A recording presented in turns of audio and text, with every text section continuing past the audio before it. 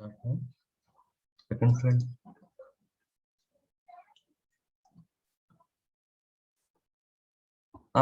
Today's our topic is difference between estimation and costing.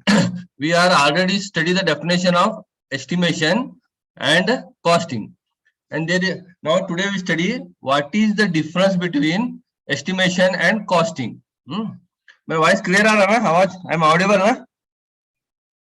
Yes, sir. Okay. Yes, sir. Okay. Difference between estimation and costing. What is in estimation? It is calculate the probable cost of the product before it is actually manufactured. Estimation means it calculates the probable cost of the product before it is actually manufactured. Means here before actually manufacturing we calculate the cost of product. Means before means approximate cost. Here in estimation we are calculating the approximate cost or a probable cost or likely cost before it is actually manufactured. But in costing, it calculates the actual cost of the product after it is actually manufactured. In costing, it calculates the actual cost of the product after it is actually manufactured. Means here we calculate the actual cost of the product after adding the difference expenses incurred in the various department after production.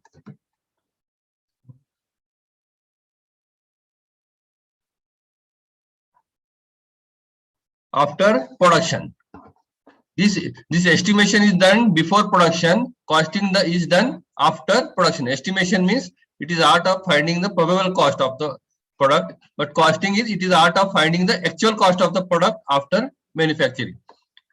It requires high technical knowledge, hence an estimator is basically engineer. A estimator requires high technical knowledge.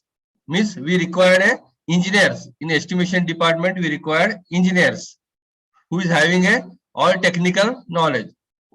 In costing, and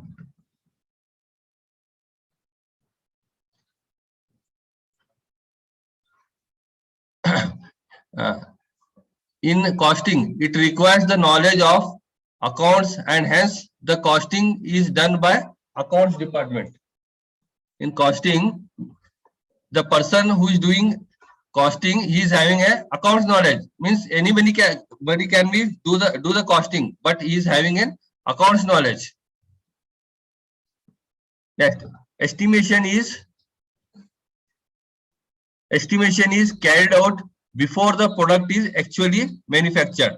Estimation is carried out before the product is actually manufactured. Means before manufacturing of the product, here we calculate the estimation of the, we calculate the rate of the product.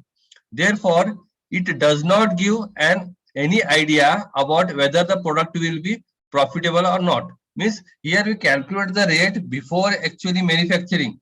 Hence, we don't know whether the particular product will give profitable or not, because it is precasting.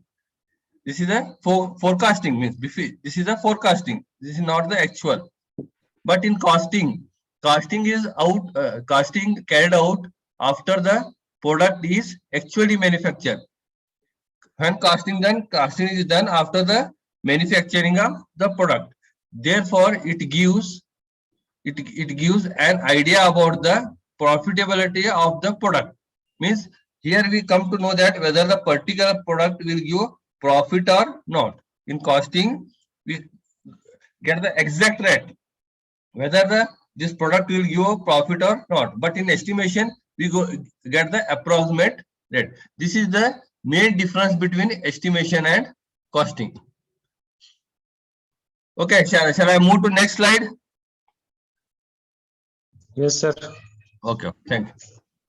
Yes, sir. Next is depreciation. Depreciation means that reduction in value and efficiency of a machine or asset with the lapse of time during its use. Depreciation means it is a reduction in efficiency and value of the machine due to lapse of time. Suppose we purchase one machine. after some day what happens, the efficiency of the machine will be reduces and value of the machine also reduces. That is called as a depreciation. What is depreciation? Depreciation means reduction in the value and efficiency of the machine due to lapse of time. Suppose तुम लोग कोई एक Pulsar bike वगैरह purchase करते हैं, करने के बाद क्या करते हैं, नया रहता है, नया रहने के बाद सपोज 10 साल के बाद में क्या होता है, उसका एफिशिएंसी कम होता है, उसका एफिशिएंसी क्या होता है, हाँ सपोज एक बाइक परचेज किया आप लोग पल्सर, तो 10 साल के बाद क्या होता है, उसका एफिशिएंसी एज वेल एज उसका वैल्यू कम होता है मशीन का, तो उसको क्या बोलते हैं हम लोग, डिप्रिसिएशन बोलते हैं। तो इसके लिए क्या करते हो, एवरी ईयर थोड़ा डिप्रिसिएशन फंड कलेक्ट करते हो। आगे बोलता हूँ, whenever any machine or equipment start performing its useful work, it is wear and tear bounded to occur. Suppose whenever any machine we are performing useful work, whenever any machine perform useful work, after some time what happens, there will be an wear and tear. This can be minimized up to some extent by proper maintenance and care, but can't be totally eliminate. Its efficiency also reduces. Means suppose we purchase any machines, after someday what happen, it will be, the parts will be an wear and tear. Even though even though we are using in good, but the parts are wear and tear. This can be minimized by proper maintenance. This can be minimized by proper maintenance, by lubricating the oil or by cleaning or doing service, but we cannot be totally eliminate. Its efficiency also reduces with the lapse of time, and at one time this machine or equipment become uneconomical to be used, further need a replaced by another new machine.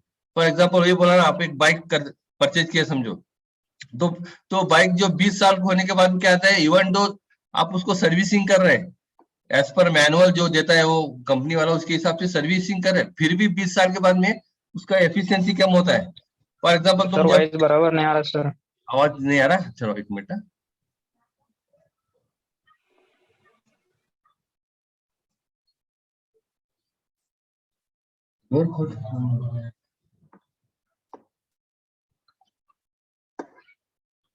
अभी आ रहा, clear आ रहा है आवाज?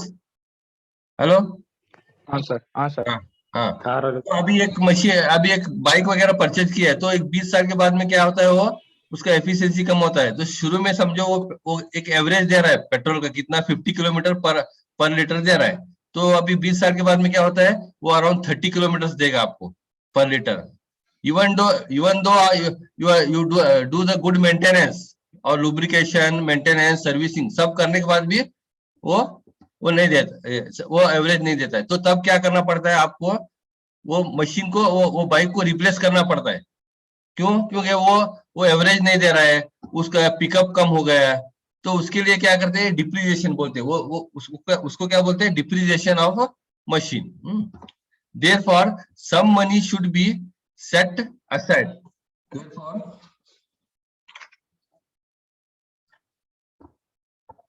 therefore some money should be set aside yearly from the profit. Means from the profit some money should be set aside, so that whenever that machine become uneconomical, it can be replaced by the new one. Hence the initial cost of the machine plus installation charges plus repair charges plus means scrap value is charge against the overheads. Means क्या करते company लोग, जब वो yearly क्या करते हैं, profit में से थोड़ा अमाउंट निकाल के रखते हैं। क्यों निकाल के रखते हैं? To purchase a new machine.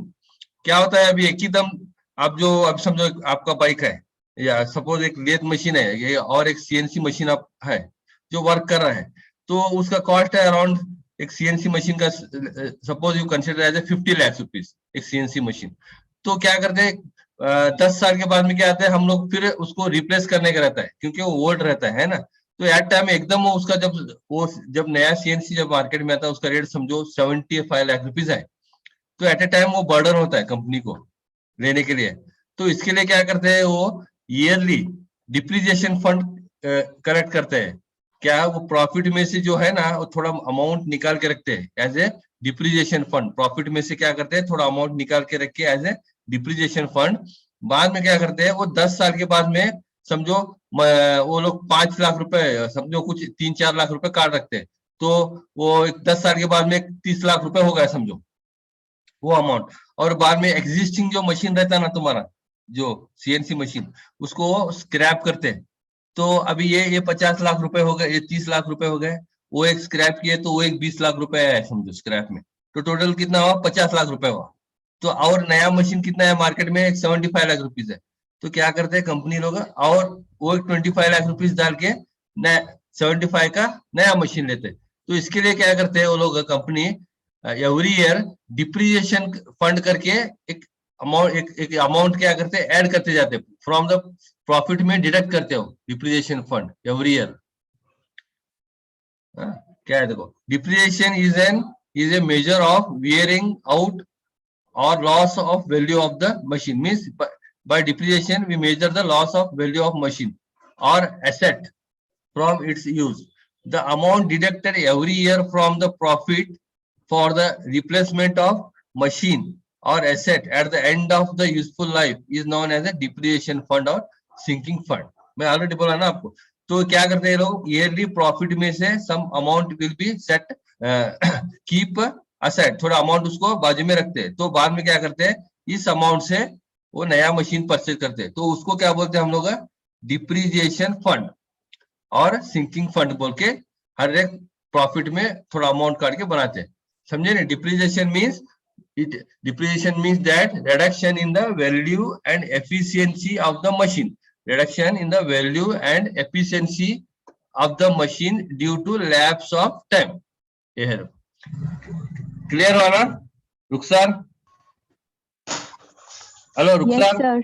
हाँ डिप्रिसिएशन बोले तो क्या है वो थोड़े दिन यूज करने के बाद में जो उसका एफिशिएंसी और वैल्यू कम होता है ना that is called as a depreciation. समझे ने?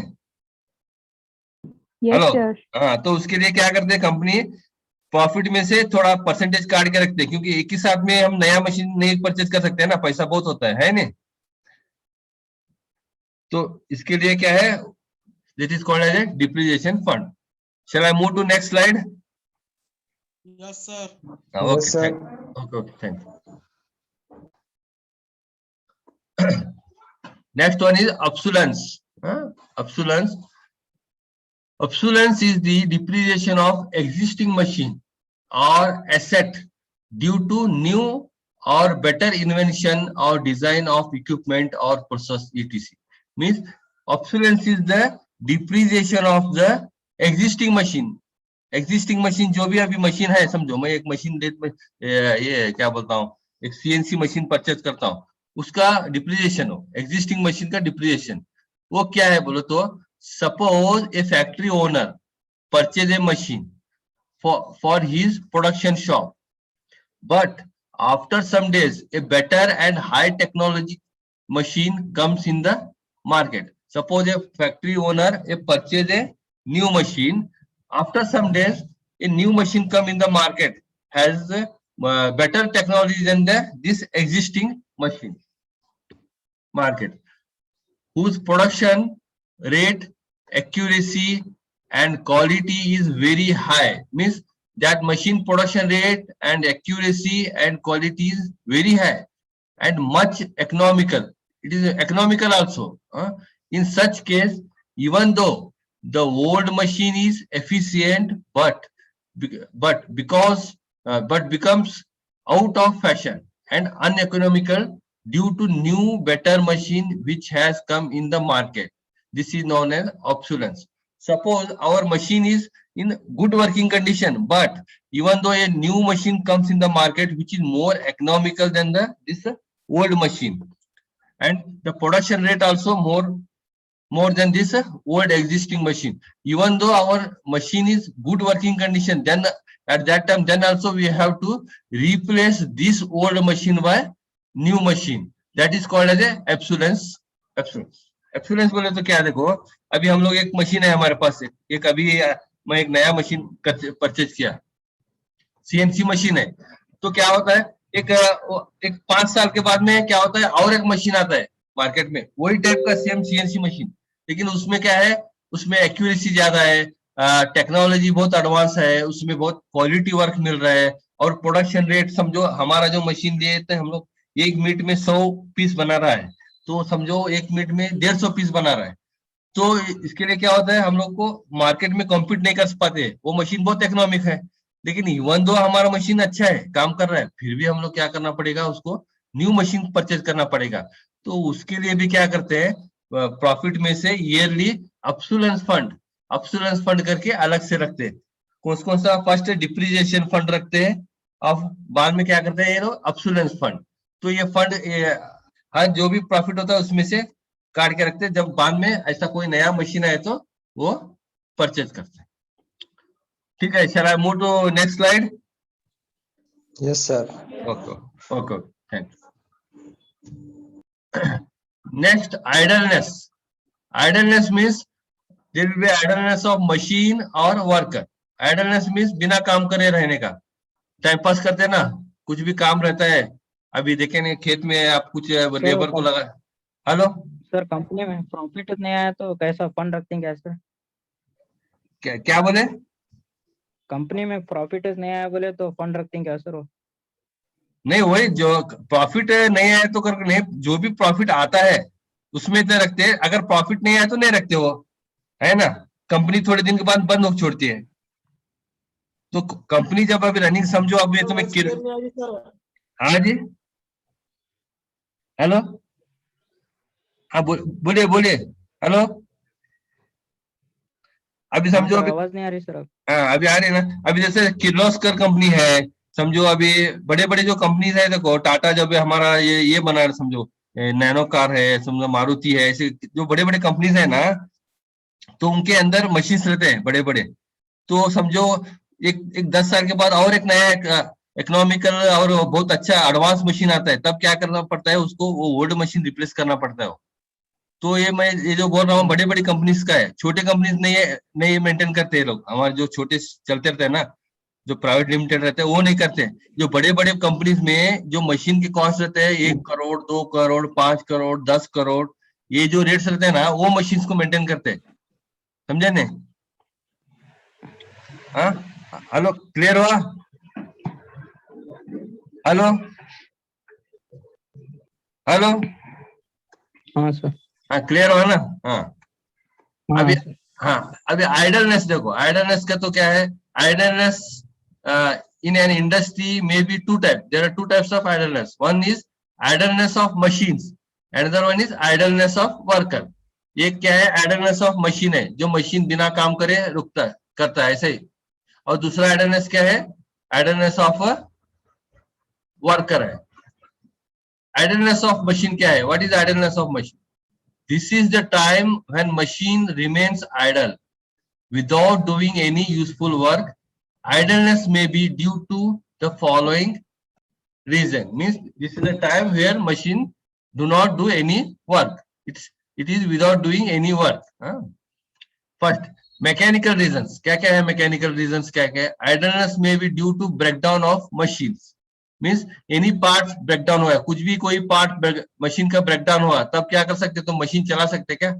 जब तक वो पार्ट नहीं रिप्लेस करते, तुम लोग क्या है, वो मशीन को नहीं रन कर सकते। तो वो जो टाइम रहता है ना, जो मशीन खराब होके खड़ा होता है, सपोज अभी कुछ खराब हो गया है, मशीन पार्ट यहाँ पर नहीं मिल रहा है, बॉम्बे में मिलता है, तो 2-4 दिन मशीन खड़ा रहा है, that is called as a idleness of the machine. Next देखो, पावर फेल्यूर। अभी क्या है, समझो तुम्हारा फैक्ट्री का टीसी उड़ गया, या पावर कट हो गया, पावर नहीं आ रहा है, तो वो टाइम में क्या करते हैं, तब भी मशीन क्या है, वर्क नहीं करता है, आइडल ही रहता है। नेक्स्ट क्या, accident. Suppose any person doing work in that shop, due to some reason there will be accident happen, कुछ भी एक्सीडेंट हो गया समझो, तब वो मशीन के अंदर हाथ से पड़ गया उसका, कट कट हो गया, Sir, रही voice is not clear, sir. Okay okay, I will see, wait wait, हाँ sir. Okay okay.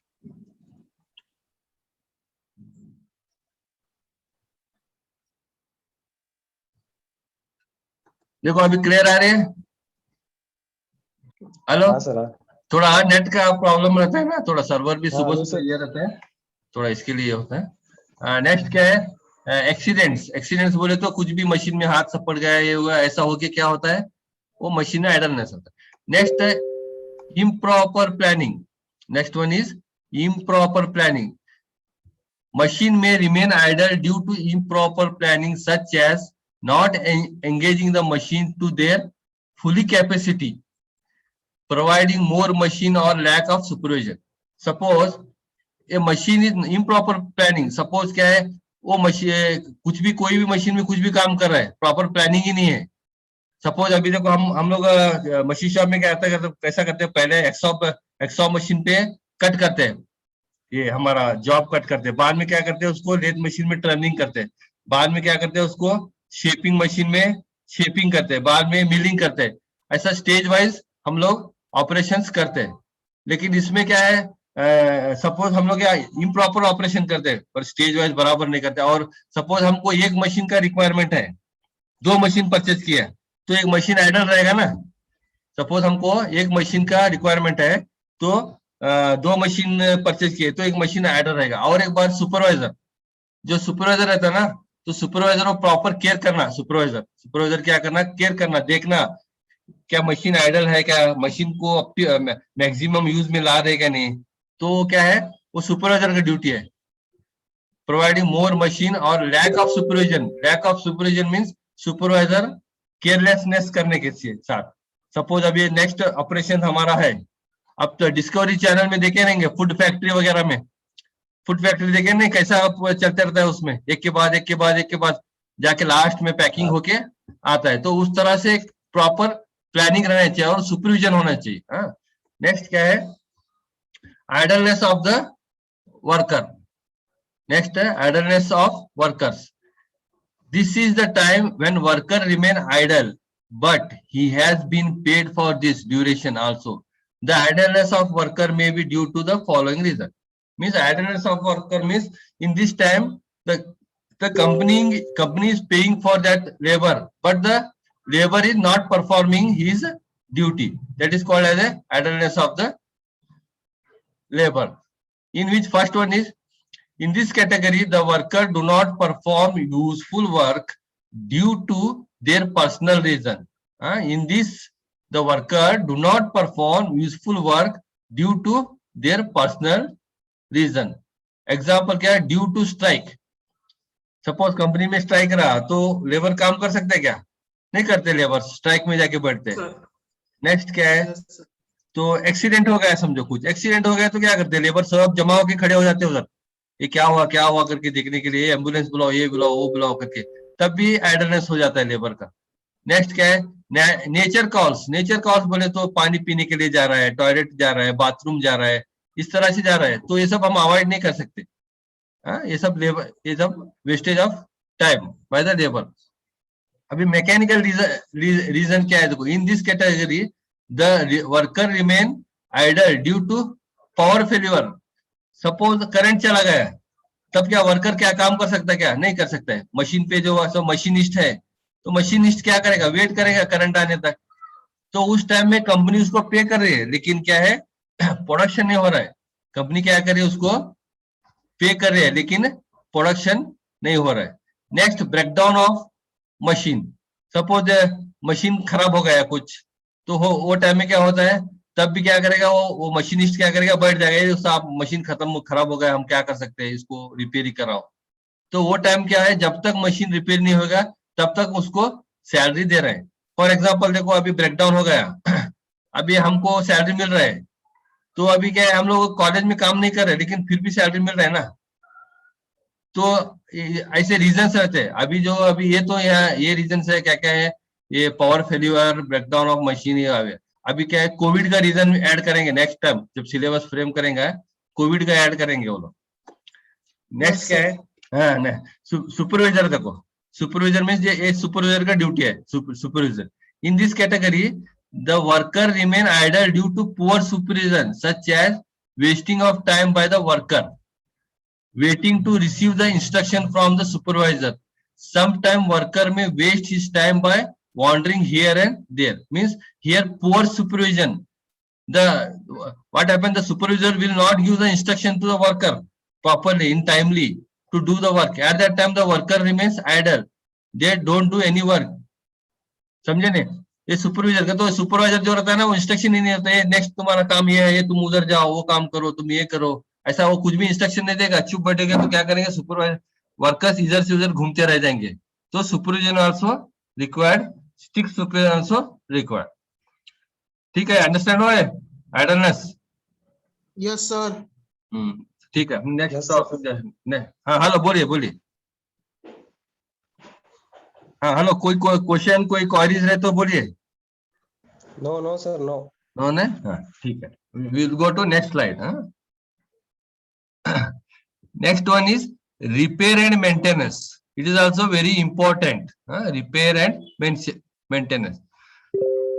when the machine are using in a production center, they should be maintained properly according to the manufacturer instructions in order to keep the machine in the good condition, to increase its life and to remove unnecessary delay in production. Means here we have to do the proper maintenance of that machine by as per the instruction of the company. और as per the, अभी समझो आप एक bike purchase करते हैं तो वो एक मैनुअल देता है आपको, सर्विस मैनुअल देता है ना. तो उसके हिसाब से क्या करो, आप एक मंथ में फर्स्ट सर्विस करो, 3 महीने में सेकंड करो, बाद में सब जो 10,000 किलोमीटर को एक सर्विस करो. तो इस तरह क्या करना चाहिए, वो एक मैनुअल इंस्ट्रक्शन, जो मशीन का इंस्ट्रक्शन रहता है वो फॉलो करना चाहिए. In maintenance machine are clean. Maintenance में क्या करना चाहिए, machine are to be cleaned, lubricated and checked properly from time to time. Replace the worn out parts. Means in maintenance क्या है, वो उसको प्रॉपर क्लीनिंग करना चाहिए. बाद में उसके अंदर लुब्रिकेशन ऑयल डालना चाहिए, लुब्रिकेशन अच्छा होना ना मशीन.